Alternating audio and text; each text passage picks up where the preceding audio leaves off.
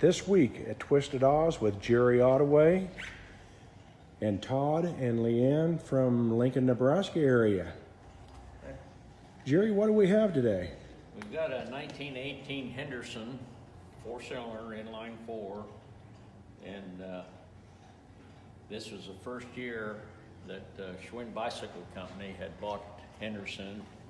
They were located in Detroit, and when Schwinn bought the company, they moved to Chicago, which is where they were building the bicycles at the time. One day I was working on some motorcycles, and a guy came up, drove up in one of the old station wagons, they called them, and he asked me if I wanted a motorcycle, and I told him, yeah, I'd sure be interested. I asked him what kind it was, and he said, well, it's a 4-cylinder Henderson. And so we unloaded everything, and it laid around about 3 or 4 years, and I thought I'd better get it together before we start losing parts. And the only thing we had to do was put new rubber floor mats on, tires, and had the seat recovered. And it took off and run real well. It's a good runner. Schwinn Bicycle ended their motorcycle production in 1931 with the KJ Henderson, and I think he already seen how the other companies were losing money trying to stay in business, so they just shut her down. Okay. If you're ever in the area, and we're located about 15 miles east of Wichita, Kansas, and we've got over 140 motorcycles on display at the Twisted Oz.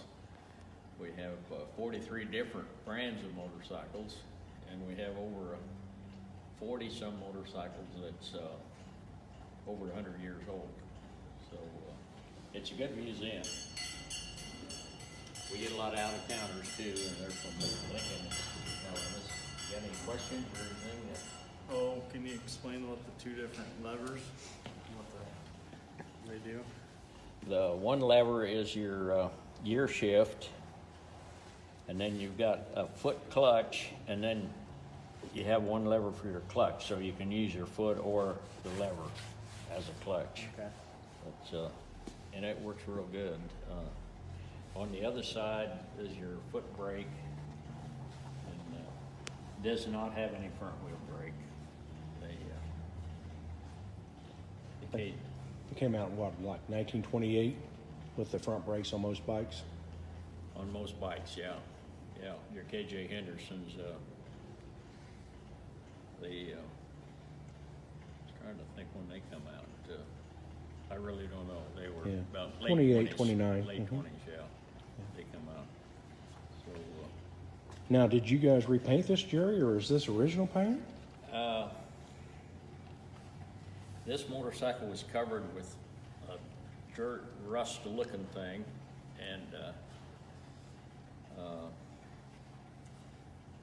friend of mine came along one day. I was just getting ready to glass bead it, and he said, take steel wool and WD-40 and start rubbing. He said he'd take a gas tank in the house and watch TV in the evening and rub on the gas tank. Probably made a mess, but anyway, when we did that, we got down to the original paint, the striping, the logos on the tank, and you could not see any of that before we started. It was just black. And luckily, it had not pitted the fenders of the paint. We didn't even know what color it was when we started. But yeah, that was, and I've done other motorcycles since then, but this was the first one and the best one we kind of uncovered, I guess. You get near a decal, then you kind of lighten up, and or striping. How much have you ridden this bike, Jerry? Not hardly at all, probably 20 miles maybe. Yeah, we need to get it out, get it fired up, and get some more miles on it then. Yeah, we'll have to put it on the tube again.